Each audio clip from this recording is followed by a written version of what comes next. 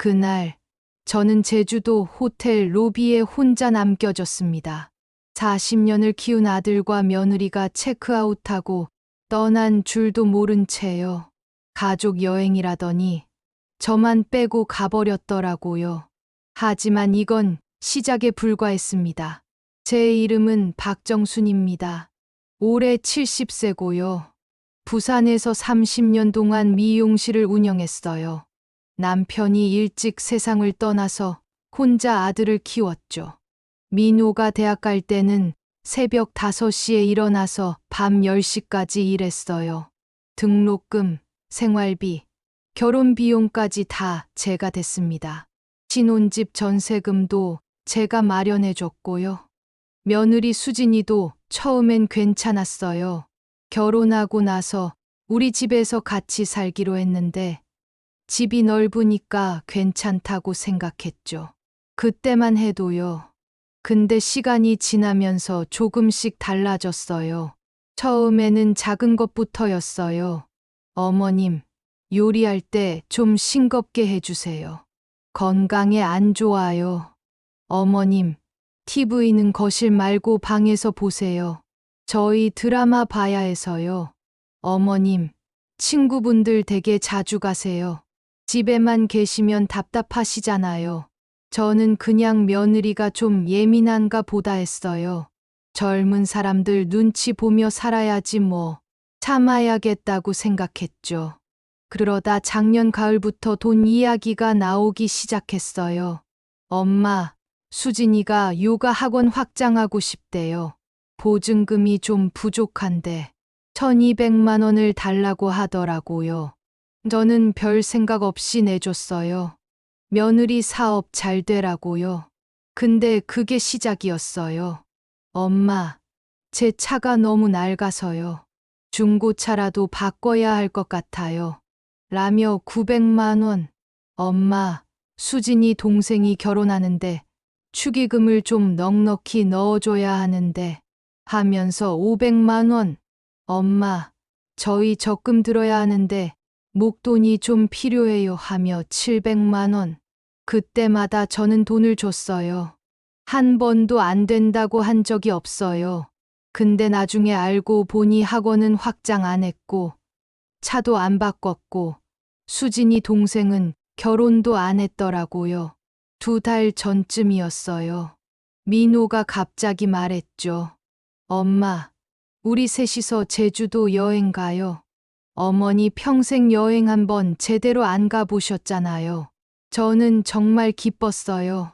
아들이 효도 여행을 보내주겠다고 하니까요. 수진이도 웃으면서 말했어요. 어머님, 좋은 호텔 예약할게요.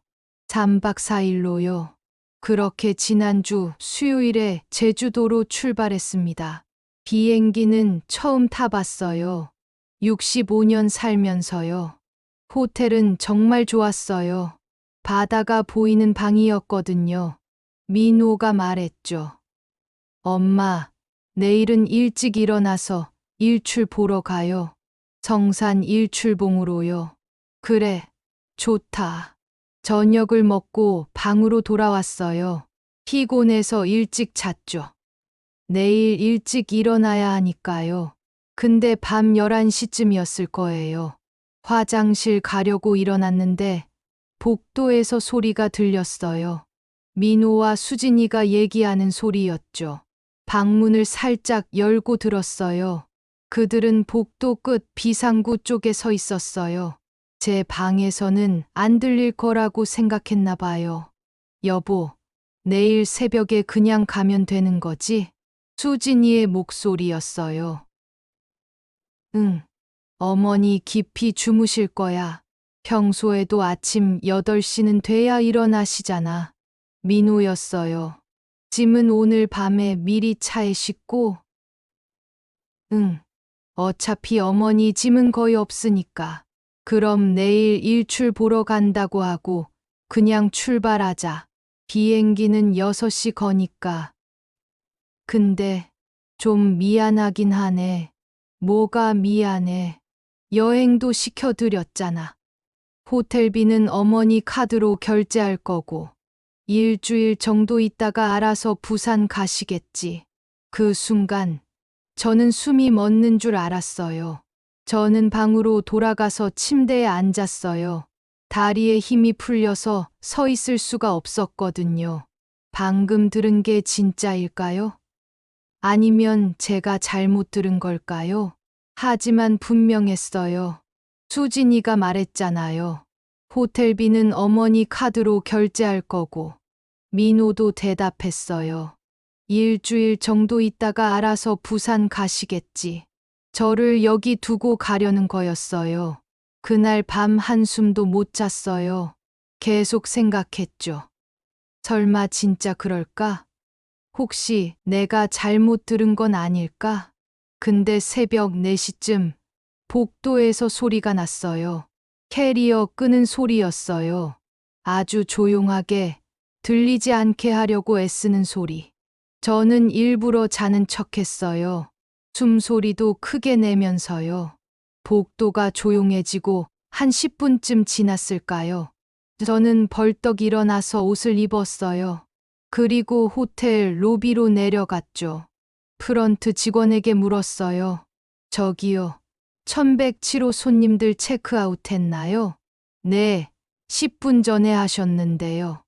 혹시 같은 방 쓰시는 분이세요? 아, 네, 제 아들이에요. 아, 그러시구나.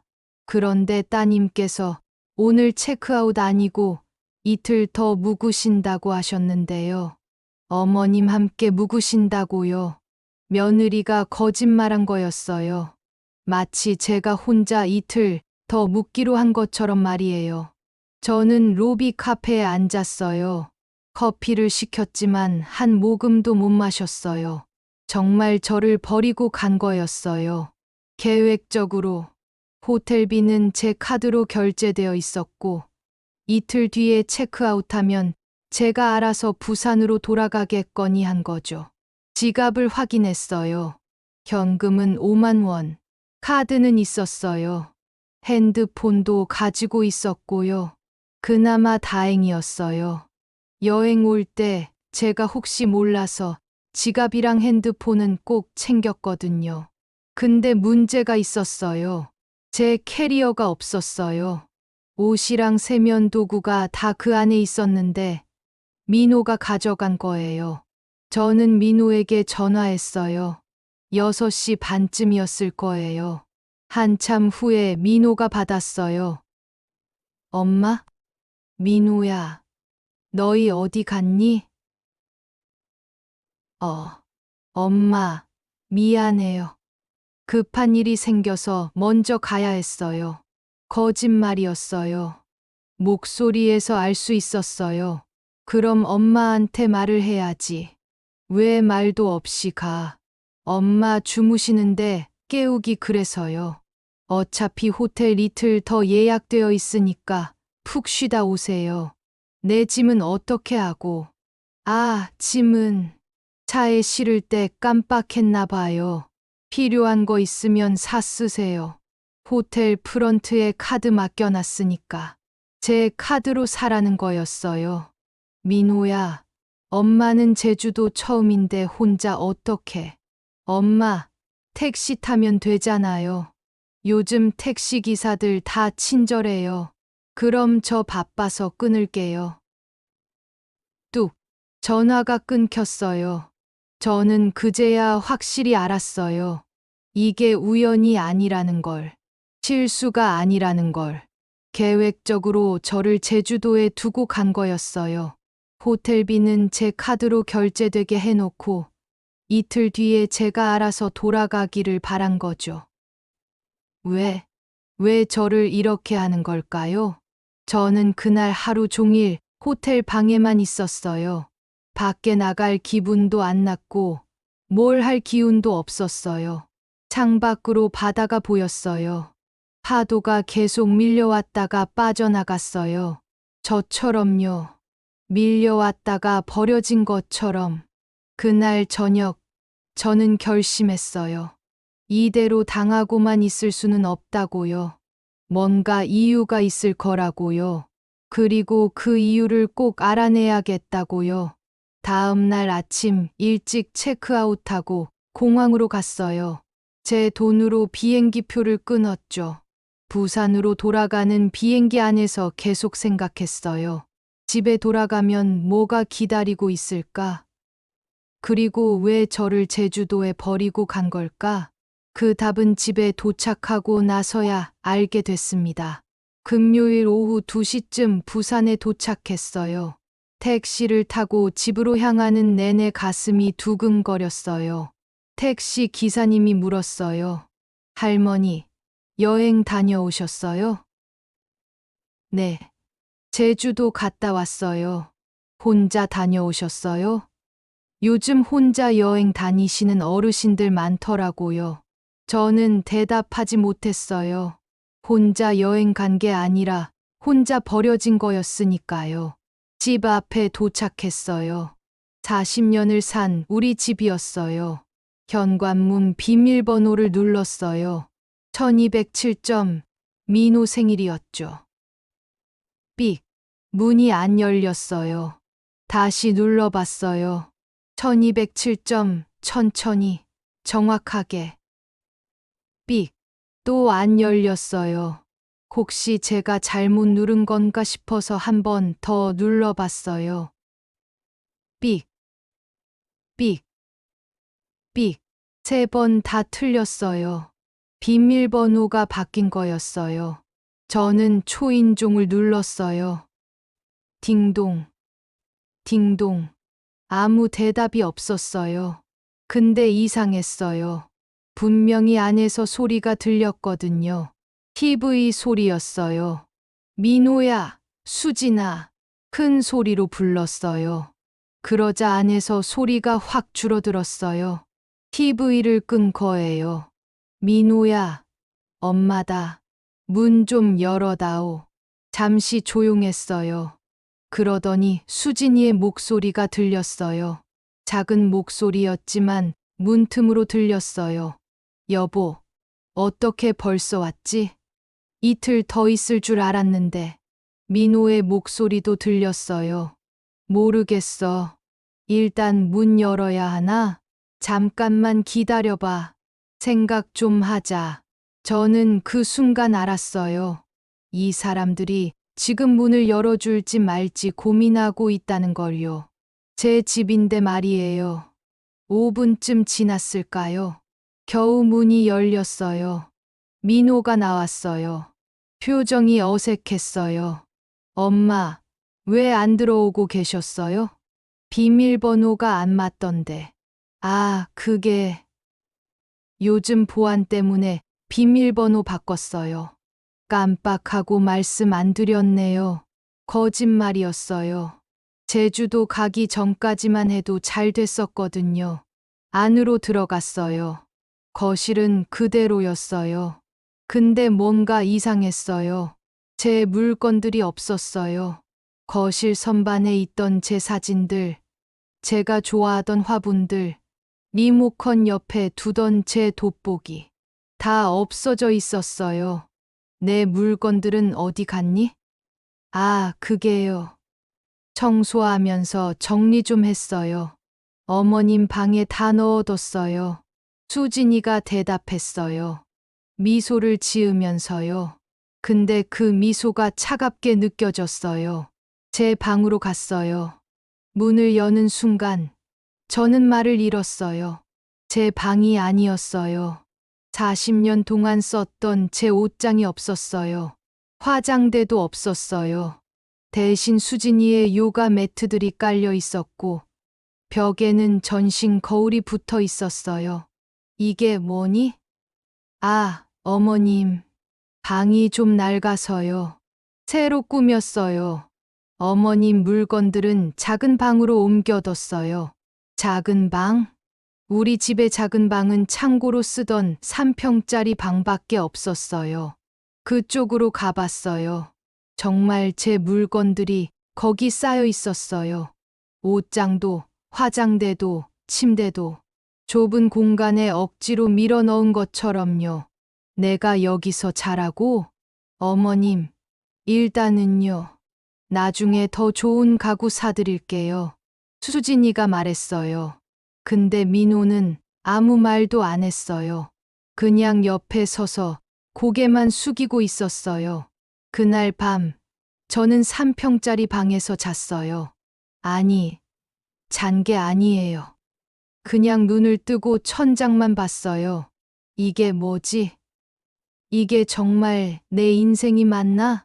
40년을 키운 아들이 제 집에서 저를 창고로 밀어 넣었어요. 그때 저는 알았어요. 뭔가 더 큰 일이 일어나고 있다는 걸요. 그날 밤부터 저는 3평짜리 방에서 지냈어요. 옷장 문도 제대로 열리지 않았어요. 공간이 좁아서요. 화장대 앞에 앉으려면 침대를 밀어야 했고요. 40년 동안 제가 살던 큰 방은 수진이의 홈 요가 스튜디오가 되어 있었어요. 다음 날 아침 식탁에 앉았을 때 수진이가 말했어요. 어머님, 오늘부터 아침은 각자 드시는 거로 해요. 제가 아침 수업 있어서 일찍 나가야 해서요. 그럼 점심이랑 저녁은? 저녁도 어머님 혼자 드세요. 저희는 밖에서 먹고 들어올게요. 민호는 또 아무 말도 안 했어요. 그냥 신문만 보고 있었어요.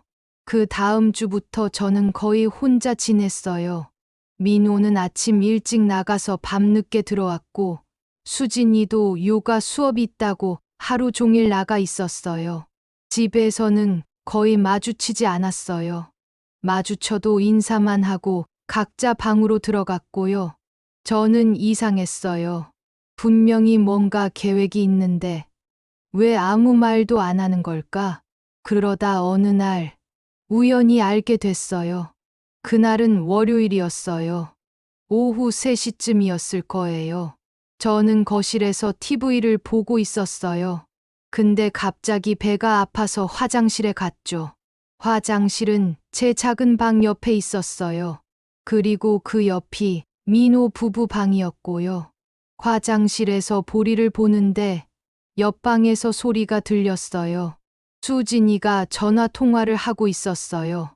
목소리가 컸어요. 저한테는 안 들릴 거라고 생각했나 봐요.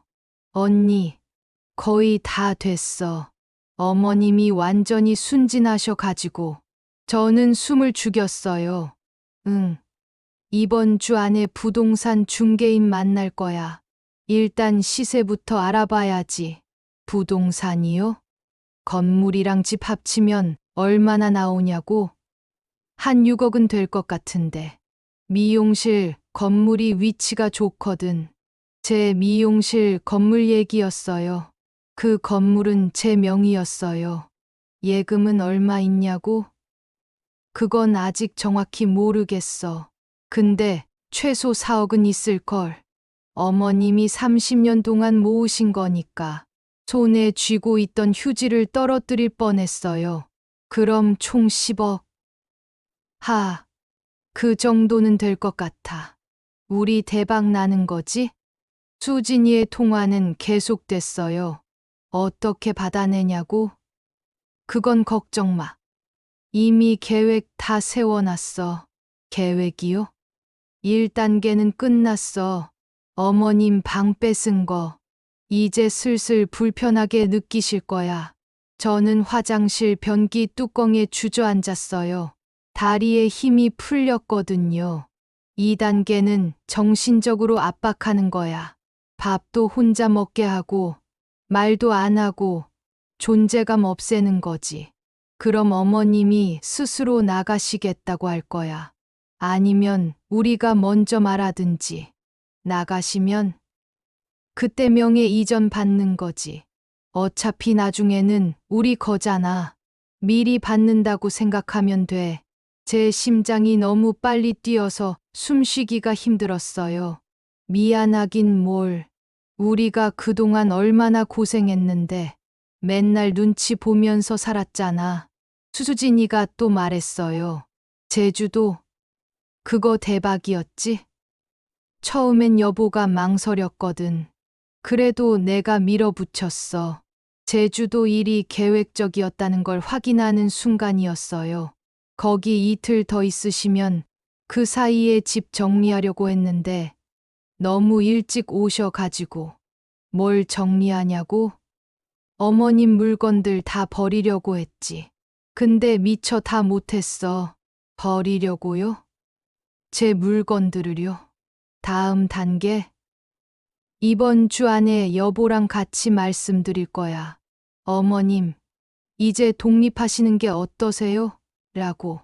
요양원이나 고시원 알아보는 척 하면서 어머님 반응 볼 거야.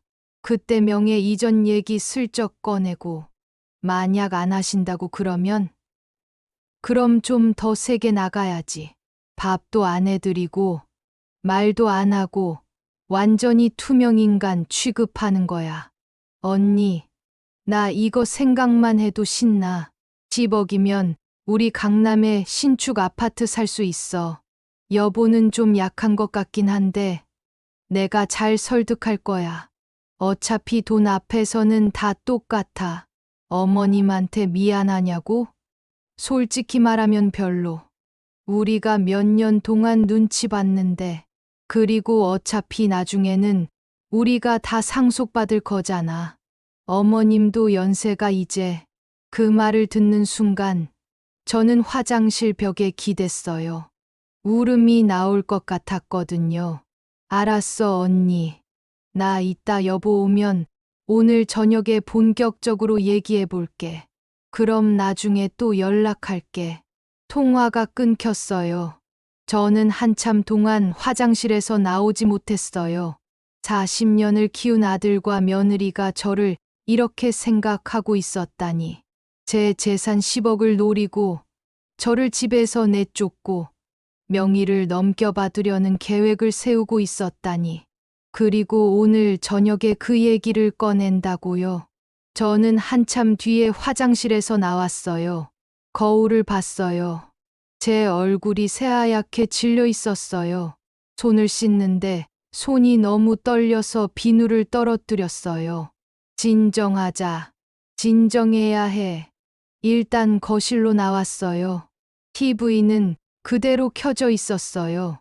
저는 아무 일 없는 척 소파에 앉았어요. 근데 TV에서 뭘 하는지 하나도 안 들어왔어요. 머릿속에서 수진이의 목소리만 계속 맴돌았어요. 총 10억은 될 거야. 이번 주 안에 독립하시라고 말씀드릴 거야. 명예 이전 얘기 슬쩍 꺼내고 저녁 6시쯤 민호가 퇴근했어요. 7시쯤 수진이도 들어왔어요. 저는 작은 방에 들어가 있었어요. 아무것도 못 먹었어요. 목구멍으로 넘어가지 않았거든요. 8시쯤이었을 것 같아요. 노크 소리가 났어요. 어머님, 잠깐 나오실 수 있으세요? 수진이었어요. 거실로 나갔어요. 민호와 수진이가 소파에 나란히 앉아 있었어요. 제가 앞에 있는 의자에 앉으니까 민호가 입을 열었어요. 엄마, 저희가 얘기 좀 할 게 있어요. 엄마도 이제 나이가 있으시고 저희도 결혼한 지 5년이 넘었잖아요. 민호가 조심스럽게 말을 꺼냈어요. 그래서 이제 각자 독립해서 사는 게 서로한테 좋을 것 같아서요. 수진이가 끼어들었어요. 어머님, 저희가 좋은 곳 알아봤어요. 원룸인데 깨끗하고 관리도 잘 되어 있어요. 월세는 저희가 낼게요. 저는 아무 말도 하지 않았어요. 그냥 그들을 쳐다만 봤어요. 그리고요. 수진이가 말을 이었어요. 어머님도 이제 건물 관리하시기 힘드시잖아요. 미용실 건물이요. 그거 저희 명의로 넘기시면 저희가 관리하고 임대료는 어머님께 드릴게요. 집도 마찬가지고요. 어머님 명의로 되어 있으면 나중에 상속세도 많이 나오고 복잡하잖아요. 민호가 고개를 끄덕였어요. 엄마, 어차피 나중에는 다 제 거니까 미리 정리하는 게 좋을 것 같아요. 저는 한참 동안 아무 말도 안 했어요. 그들은 제 대답을 기다렸어요. 불안한 표정으로요. 생각해 볼게. 겨우 이 말만 했어요. 엄마, 빨리 결정하셔야 해요. 원룸이 인기가 많아서 다른 사람한테 넘어갈 수도 있어요. 수진이가 재촉했어요. 생각해 볼게. 저는 또 같은 말만 반복했어요. 그리고 방으로 들어왔어요. 문을 닫고 침대에 앉았어요. 손이 떨렸어요. 온몸이 떨렸어요. 화가 났어요. 정말 화가 났어요. 40년을 키운 아들이 저한테 집에서 나가라고 재산을 넘기라고 하다니. 그날 밤 한숨도 못 잤어요. 계속 생각했어요. 어떻게 해야 할까? 그냥 당하고 있을 수는 없었어요. 뭔가 해야 했어요. 근데 뭘 어떻게 해야 할까? 새벽 4시쯤이었어요. 문득 생각났어요. 예전에 미용실 하면서 알게 된 분이 있었거든요. 이 선생이라고 변호사셨어요. 그때 임대차 계약 때문에 도움을 받았었어요. 친절하신 분이었죠. 연락처가 아직 있을까? 핸드폰을 뒤져봤어요. 있었어요. 5년 전 번호였지만요. 일단 아침 되면 연락해봐야겠다고 생각했어요. 다음 날 아침 9시, 민호와 수진이가 나간 뒤에 전화했어요. 여보세요. 이 선생 변호사님 사무실 맞나요? 네, 맞습니다. 누구세요? 저 박정순이라고 하는데요. 예전에 미용실 계약 건으로. 아, 순예님. 기억나요? 오랜만이네요. 무슨 일이세요? 저는 잠시 망설였어요. 그리고 말했어요. 선생님, 급한 일이 생겨서요. 혹시 오늘 만날 수 있을까요? 오늘요? 오후 2시는 어떠세요? 좋아요. 어디로 갈까요? 사무실로 오세요. 주소 문자로 보내드릴게요. 전화를 끊고 저는 씻고 옷을 갈아입었어요. 거울을 봤어요. 얼굴이 많이 상해 있었지만 눈빛만큼은 또렷했어요. 김순예, 이제 시작이야. 오후 1시쯤 집을 나섰어요. 혹시 모르니까 메모를 남겼어요. 친구 만나러 간다. 사무실까지 가는 길에 계속 생각했어요. 이 선생님한테 뭐라고 말해야 할까? 어디서부터 얘기해야 할까? 오후 2시, 이 선생 변호사 사무실에 도착했어요. 건물 5층에 있었어요. 엘리베이터를 타고 올라가는데 심장이 두근거렸어요. 문을 열고 들어가니까 이 선생님이 반갑게 맞아주셨어요. 순예님, 오랜만이에요. 그동안 어떻게 지내셨어요? 네, 선생님. 잘 지냈어요. 상담실로 들어갔어요. 이 선생님이 물 한 잔을 건네주셨어요. 무슨 일이세요? 전화 목소리가 많이 안 좋으시던데. 저는 한참 동안 말을 못했어요. 어디서부터 어떻게 말해야 할지 몰랐거든요. 선생님, 제 아들이요. 말을 시작하려는데 목이 메었어요. 천천히 말씀하세요. 괜찮아요. 이 선생님이 다정하게 말했어요. 그래서 저는 처음부터 다 얘기했어요. 제주도에서 벌어진 일, 집에 돌아와서 방을 빼앗긴 일, 수진이의 전화 통화를 엿들은 일, 어제 저녁에 그들이 한 제안까지. 다 말하고 나니까 30분이 지나 있었어요. 이 선생님은 심각한 표정으로 들으셨어요. 순예님, 이건 명백한 재산 탈취 시도예요. 정말요? 네. 그리고 노인 학대에도 해당할 수 있고요. 정신적 학대요. 학대라고요? 집에서 고립시키고 방을 빼앗고 존재를 무시하는 것. 이건 다 정신적 학대예요. 저는 그제야 제가 당한 일이 얼마나 심각한 건지 깨달았어요. 그런데 순예님, 증거가 있으세요? 증거요? 네. 전화 통화 내용이나 그들이 한 말이나 아니요. 그냥 제가 들은 거예요. 그럼 어려울 수 있어요. 나중에 그쪽에서 부인하면 일단 순예님 재산부터 정확히 파악해야 해요. 얼마나 있으세요? 미용실 건물이 하나 있고요. 이 집도 제 명의예요. 그리고 예금이 저는 대충 계산해 봤어요. 건물이 한 4억 정도 하고 집이 2억 좀 넘을 거예요. 예금은 사실 정확히 몰랐어요. 여러 은행에 나눠져 있었거든요. 예금이 얼마나 있는지 정확히 아세요? 글쎄요. 3억? 아니, 4억? 잘 모르겠어요. 그럼 내일 은행 가서 전부 확인해 보세요. 정확한 금액을 알아야 해요. 네. 그리고 통장이랑 도장은 순예님이 관리하세요? 네. 다 제가 가지고 있어요. 다행이에요. 절대 아들한테 넘기면 안 돼요. 순예님, 저는 솔직히 말씀드릴게요. 이런 경우에는 명예 이전해 주면 절대 안 돼요. 그럼 어떻게 해야 하나요?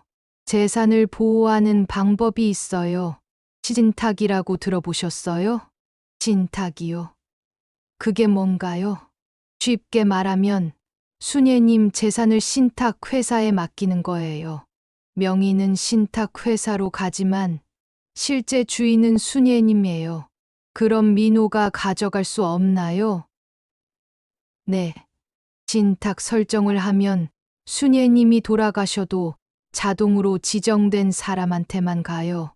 아니면 자선단체에 기부할 수도 있고요. 자선단체요? 만약 아들한테 한 푼도 안 주고 싶으시면 전부 복지 단체에 기부하는 것도 가능해요. 그 말을 듣는 순간 뭔가 가슴이 뻥 뚫리는 것 같았어요. 선생님, 그거 하고 싶어요. 신탁, 정말요? 한 번 하면 되돌리기 어려운데 괜찮으세요? 네. 저는 이미 결심했어요. 이 선생님이 잠시 저를 바라보셨어요. 순예님, 마음 단단히 먹으셔야 해요. 이거 진행하면 아드님이 엄청 반발할 거예요. 괜찮아요. 그리고 관계가 완전히 틀어질 수도 있어요. 이미 틀어졌어요. 선생님. 저는 단호하게 말했어요. 40년을 키웠는데 저를 제주도에 버리고 집에서 쫓아내려고 하고 제 재산을 가로채려고 계획을 세우는 사람들이에요. 그게 무슨 가족인가요? 이 선생님이 고개를 끄덕이셨어요. 알겠어요.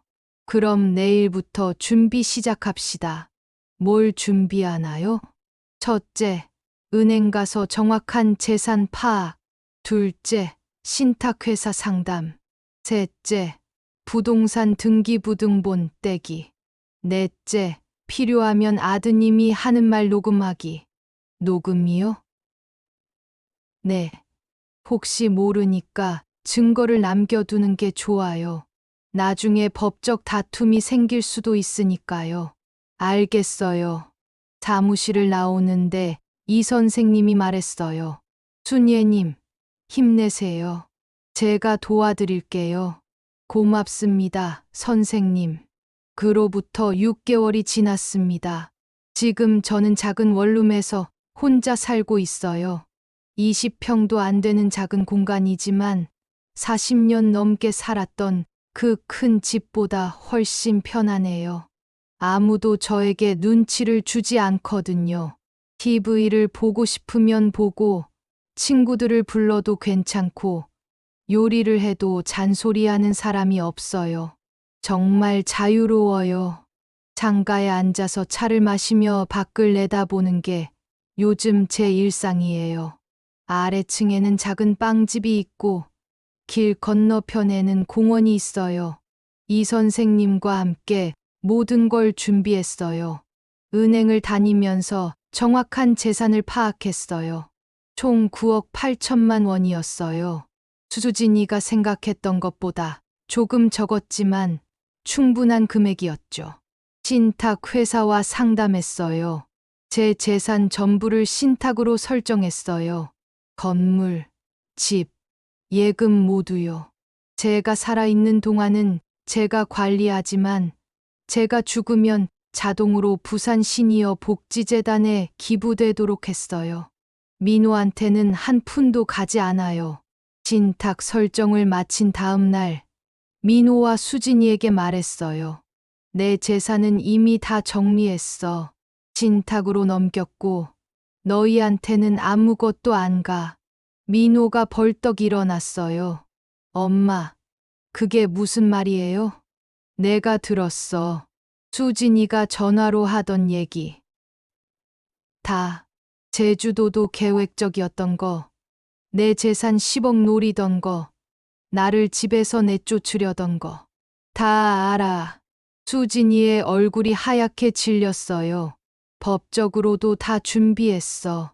신탁 설정 완료했고, 변호사도 있어.